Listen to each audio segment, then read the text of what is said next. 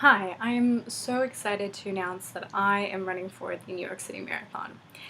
And as many of you know, running is a huge integral part of who I am, and running a marathon has always been a lifelong goal of mine. And I figured since I'm going through quite a quarter-life crisis, now is the best time to run one. But I did want it to mean more than just checking it off of my bucket list. So I'd actually like to thank my friend Ryan Lee for inspiring me to run for an organization that I truly believe in. And so, if you have the time to hear my story, here I go. It all started with my first race. I was probably 7. I hardly knew what track and field was, but all the cool kids were doing it. So when I got to my place in line, I was pretty confident because how hard could it be? I had no concept of distance or time, but I could run in tag for hours, right? And so when the gun went off, I moved my tiny little legs as fast as I could, and to my surprise, I got dead last. Well, okay. It wasn't a surprise because I saw every single kid pass by me. So, as you can imagine, I was a little disheartened, but I couldn't show it because that wouldn't be cool. Luckily for me, my dad could tell that something was bothering me, so he suggested that I try longer distances. He knew that unlike sprints, it would be easier to train and see significant improvement. Also, there weren't a lot of kids racing those races because what kind of kid wants to torture themselves by running more than a lap? So I took the bait. My dad bought a stopwatch and would take me to the track. I also told my coach, Mrs. Jones, who I actually think is still the coach at Mark Twain, and she gave me advice and gave me different exercises to run, and basically by the time that I got to the next track meet, I was good to go. The gun went off, and instead of zoning out and letting my legs take me to the finish line, I was zoning in, pacing myself, running smart, and you know what? I didn't get last place. I didn't get first either, but it's not that kind of story. And so the rest is history. My running career never ended up being spectacular, but that's not really the point. For me, that was the first time I recognized that the hard work that I put in resulted in a concrete outcome. And that is an incredibly important lesson for an impressionable child such as myself to learn. I truly believe that was one of my most defining moments. For me, running has always meant more than just staying physically fit. It's therapeutic. There is no other time that I feel more confident, freer, or stronger when I'm strutting it out on the treadmill, or the trail, or the road.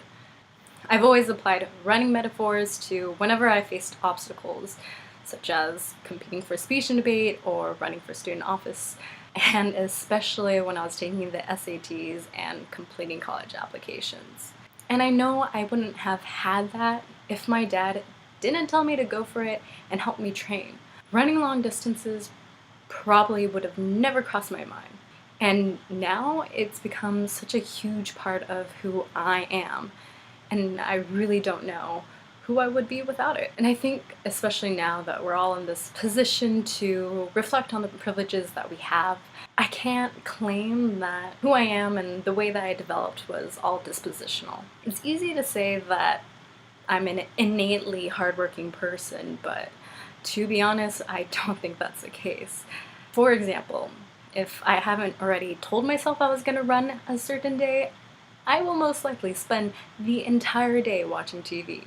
And it's not like I have the best willpower because you should see me with a box of donuts. So I believe that it's the habits that you develop while you're young that truly impact you for the rest of your life.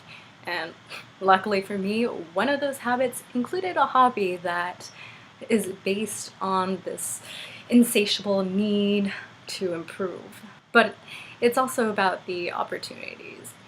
I was privileged and fortunate enough to have someone to help me train and to just tell me to go for it. And I know it's difficult for kids in low income areas to get that same kind of attention. So I'm thinking that there is at least one child out there who would benefit from running as much as I did, but won't get to because of their socioeconomic status, because they were born on the lower end of the wealth spectrum. So that's why I wanted to run for Team for Kids. TFK provides kids with those opportunities to succeed. They've created a program that encourages kids to get out there and run. And it's especially cool because my friend Becca started a program at her school in my hometown district. So if you want to learn more about TFK, I will provide that information down below. And if you want to help me fundraise, I would be forever grateful, and I will put that link down below too. But before I go, I have one other plea. Like I mentioned, my running career started when I was in elementary school at Mark Twain, which I've actually talked about in a blog before about privilege. You see, 80% of the kids at that school are on free and reduced lunch, and 80% of those kids are also people of color. And now it's come to my attention that the field that they practice on is in horrible condition. And when I used to go there, the field was already pretty crappy, so I only imagine that it's probably gotten worse. And what's more maddening is that I've seen other elementary schools in that same district with nicer fields or even access to a track. So of course, those students are going to be more successful. And that's exactly what I'm talking about. So before I just go off, please donate to my elementary school. That link will be down below, but it's also gofundme.com/MarkTwainTrack. They're trying to raise $12,000 by the end of the summer. Alright, well, that's all I got. Thank you so much for listening, and I will keep you all updated on my progress.